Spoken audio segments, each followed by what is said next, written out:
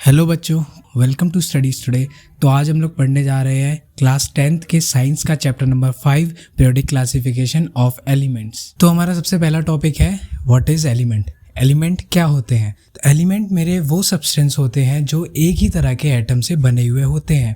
For example sodium, magnesium और बहुत सारे एलिमेंट्स हैं। हमारे पास पीरियोडिक टेबल में टोटल नंबर ऑफ एलिमेंट्स 118 है। एलिमेंट्स की स्टडी को इजी करने के लिए हमने उन्हें मेटल्स और नॉन मेटल्स की कैटेगरी में डिवाइड कर दिया है। अगर हम मेटल्स और नॉन मेटल्स के बारे में डिटेल में जानना चाहते हैं तो हमने उस पर ऑलरेडी एक वीडियो बनाई हुई है, तो आप उस वीडियो को जाके देख सकते हैं। एलिमेंट्स को पर्टिकुलर ऑर्डर में अरेंज करने के लिए बहुत सारे साइंटिस्ट हुए जिन्होंने अपने अलग अलग तरीके बताए, जिसमें से सबसे पहले साइंटिस्ट हमारे थे डोवेर्नियर, जिन्होंने अपना डोवेर्नियर ट्रेड दिया। उन्होंने कहा कि जब एलिमेंट को उनके इंक्रीजिंग एटॉमिक मास के अकॉर्डिंग अरेंज किया जाता है तो मिडल एलिमेंट का एटॉमिक मास बाकी दो एलिमेंट के एटॉमिक मास के एवरेज के इक्वल होता है। और इसी तरह से डोवेर्नियर ने 3 ट्रेड मीन्स 9 एलिमेंट्स को अरेंज किया था। तो चलिए इसको हम एक एग्जांपल से समझते हैं। Suppose my first element is lithium जिसका एटॉमिक मास है 7। My second element is sodium जिसका एटॉमिक मास है 23 and my third element is potassium जिसका एटॉमिक मास है 39।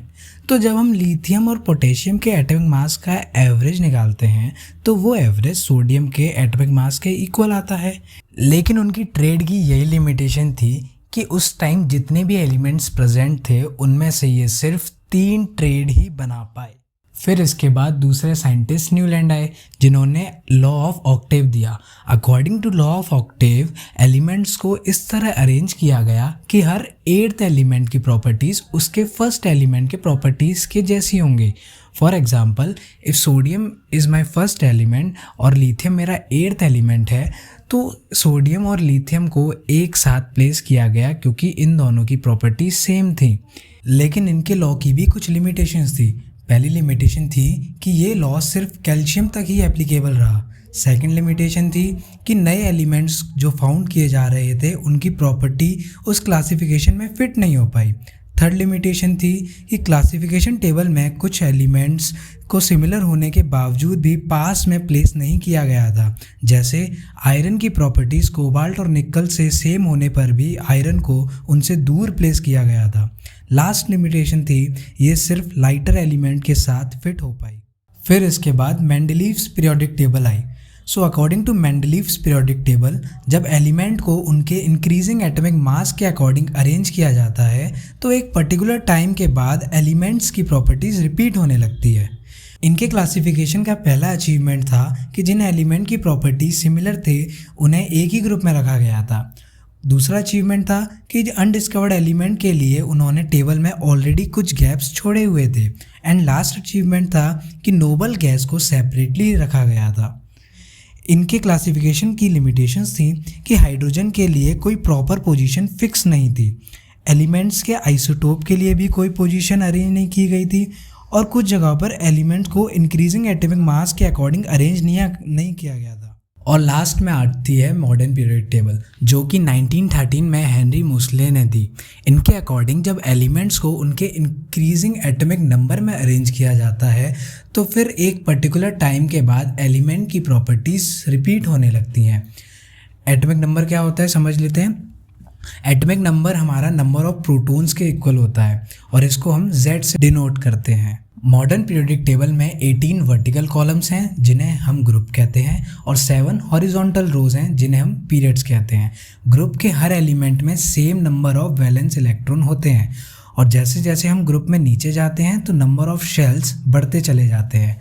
और पीरियड्स में हर एलिमेंट्स के पास सेम नंबर ऑफ शेल्स होते हैं। हर पीरियड के एक नई इलेक्ट्रॉनिक शील्ड बढ़ती रहती है। चलिए अब हम मॉडर्न पीरियोडिक टेबल के कुछ टर्म्स के बारे में जान लेते हैं। सबसे पहला टर्म मेरा है वैलेंसी।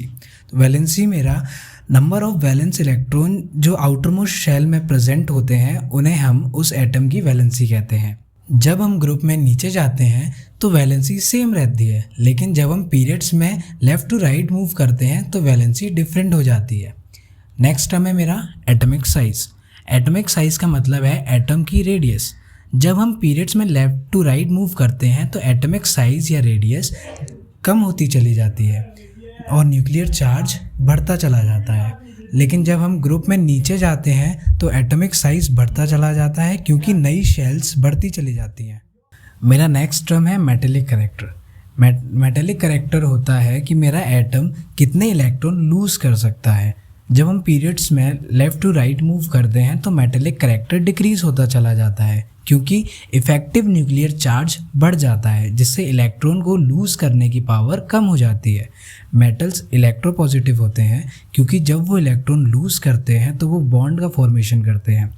और जब हम ग्रुप्स की बात करते हैं तो ग्रुप्स में नीचे जाने पर मेटेलिक करैक्टर बढ़ता जाता है क्योंकि इफ़ेक्टिव न्यूक्लियर चार्ज कम होता जाता है। नॉन मेटल्स इलेक्ट्रोनेगेटिव होते हैं, वो बॉन्ड बनाते हैं इलेक्ट्रॉन को गेन करके।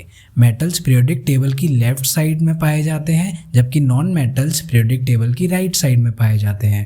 पीरियोडिक टेबल के मिडल में सेमी मेटल्स और मेटेलॉइड्स पाए जाते हैं क्योंकि वो कुछ प्रॉपर्टीज़ मेटल की और कुछ प्रॉपर्टीज़ नॉन मेटल की शो करते हैं। मेटल्स ऑक्साइड नेचर में बेसिक होते हैं जबकि नॉन मेटल्स ऑक्साइड नेचर में एसिडिक होते हैं। ठीक है बच्चों, आज की वीडियो में इतना ही। अगर आपको ये वीडियो अच्छी लगी तो इसे लाइक करें और अपने फ्रेंड्स के साथ शेयर करें। इसी तरह के एजुकेशनल वीडियोस और लेटेस्ट एजुकेशन न्यूज़ के लिए हमारे चैनल स्टडीज़ टुडे को सब्सक्राइब करें।